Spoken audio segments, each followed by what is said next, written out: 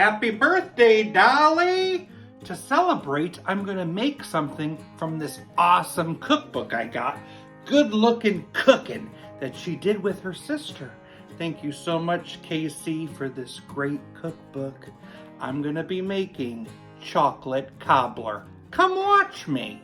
Grab a glass baking dish, 8 by 8, and 6 tablespoons of butter. You just stick this in an oven while you preheat it to 350 degrees. While that's getting ready, I need 2 bowls. The small bowl needs 3/4 cup of sugar mixed with 1/4 cup of cocoa powder. The bigger bowl needs 1 1/4 cup of self-rising flour. Cup of sugar, 1 1/2 tablespoons of cocoa powder. Combine that. I need 1/2 cup of milk, a teaspoon of vanilla, and stir that together. That butter is melted, and now I'm gonna pour that batter on top of the butter.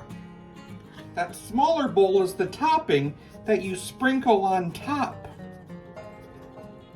This is very unique because next you're going to be pouring 1.5 cups of boiling water gently on top.